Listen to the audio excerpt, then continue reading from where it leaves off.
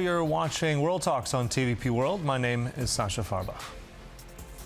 As Russia steps up drone and missile strikes on Ukraine's energy and civilian infrastructure, the country grapples with its coldest winter since 1991 and critical shortages of air defense missiles.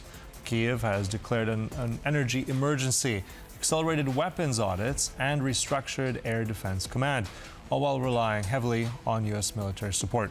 Joining us now to discuss the latest is Bohdan Nahaylo, editor-in-chief of the Kyiv Post. Good to have you back on TVP World. Hello again. So tell us about this coldest winter, the situation on the ground. It unfortunately keeps getting worse. How are these emergency measures enough to grapple with the most recent attacks, the most recent suffering by the Ukrainian population? Well, the constant attacks, I mean, they're recurring almost nightly, are the most intensive since the full-scale war was launched by Russia almost 4 years ago, sorry.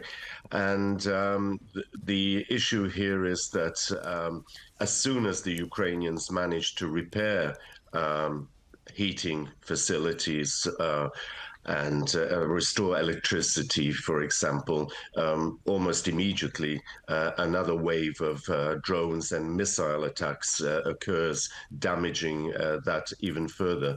So that's one thing, that there's almost a humanitarian disaster happening. Many thousands of people are without heating. I mean, look, it's not just heating, it's lifts in big buildings, it's internet, it's electricity generally, living in darkness. At a time when winter is really very harsh. I mean, the temperatures of 15 below or so is the average these days.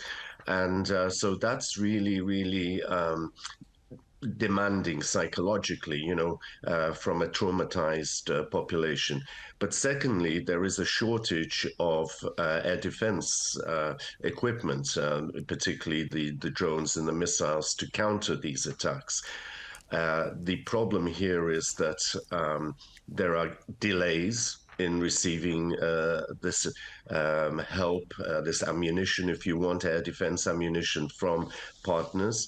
The inconsistency creates gaps, and President Zelensky himself has said, look, we're short, we don't have anything to load our, if you want, anti-aircraft cannons with, et cetera, et cetera. Now, the aid is arriving, but not in the bulk that is required and with the consistency that's required. And partly this is because of what's happening in Washington, the delays there, which also, shall we say, influences European partners and causes delays there. So it's a terrible situation right now.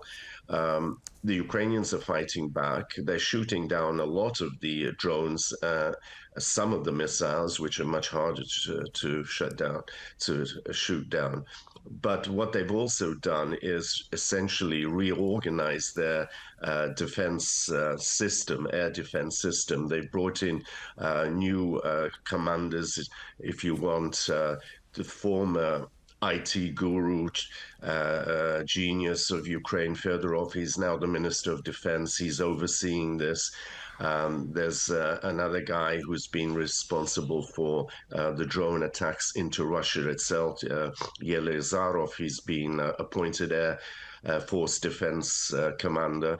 And what Fedorov is saying is that maybe, I'm not sure to what extent it's looking at Israel as a model, but they're using the term anti-drone dome.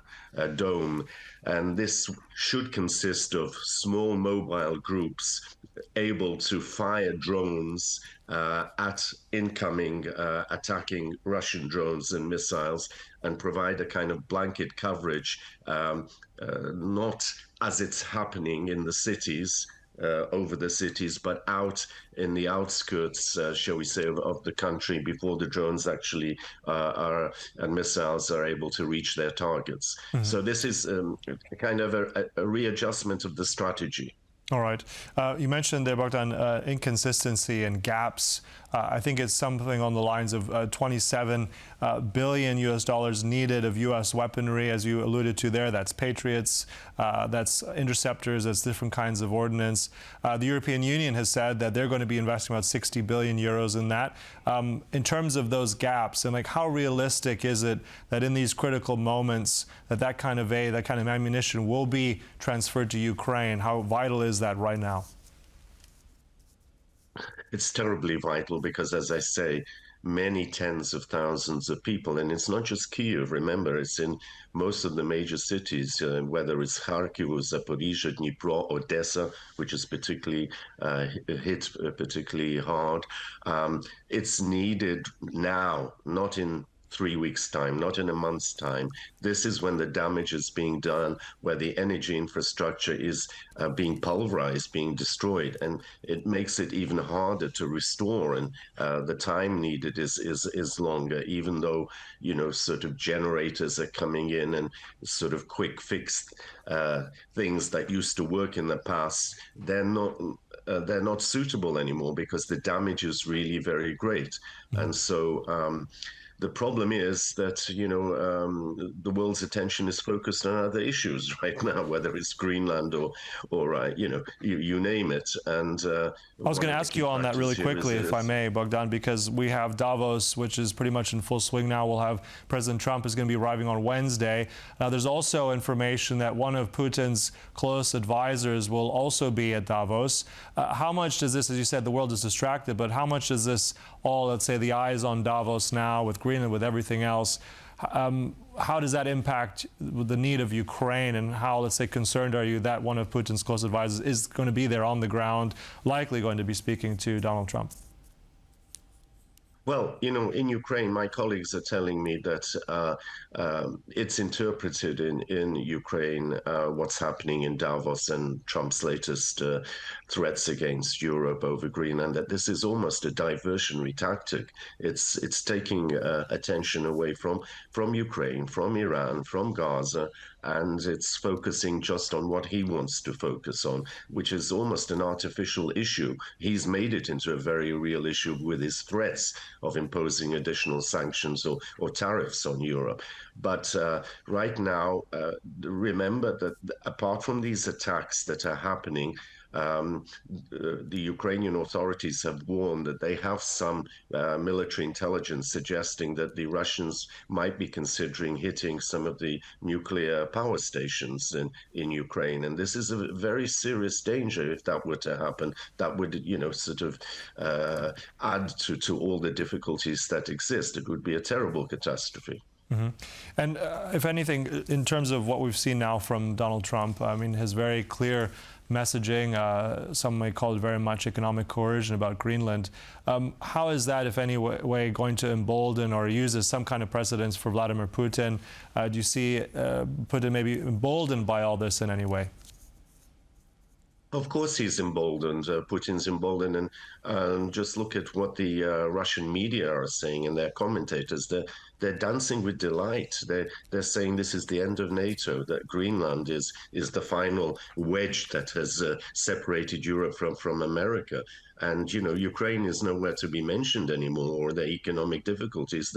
They're very happy with what's happening, and unfortunately, others like the Ukrainians are paying the price for this. Mm-hmm.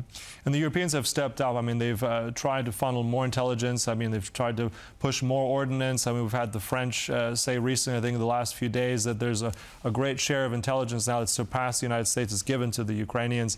But in terms of now, the last few days, how much is that intelligence, is that resource help now strained because of that focus? Now Europe is shifting to Greenland. How does that impact Ukraine on a daily basis? Well, of course, it's putting a strain on relations with Ukraine, or the help being given to Ukraine, because countries like Denmark or the Nordic countries are thinking about, well, we need the planes that we're giving to Ukraine, we need the missiles, etc. So they're having to put as their priority number one the defense or possible action by their countries as opposed to Ukraine. And also look at Trump's, very derogatory remarks. I mean, when he was told that Macron didn't want to join his coalition of the peacemakers along with Putin and Lukashenko, he said, oh, who cares about him? Basically, he's going to be gone very soon. Very dismissive attitude towards European leaders. So, not to mention Ukraine and Zelensky.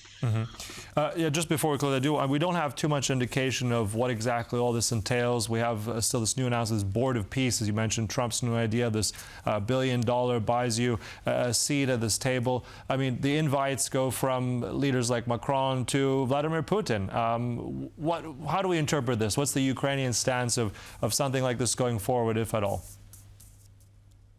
Look, it's pathetic in reality. Obviously, Zelensky has to some extent, still play along because Ukraine is dependent on receiving the aid from America, whether it's directly or through European partners. So there has to be the semblance of somehow tolerating all this. But in reality, people are saying, is he mad? Is this Nero? Is this Caligula? Who is this man? And why is the American public putting up with this? Is this the America that we knew and that we've been looking to for 50 years or more, as a protector, as a, shall we say, a standard of democracy, et cetera, et cetera. So people are at a loss, but and quietly, but maybe in the subways even louder, they're cursing him.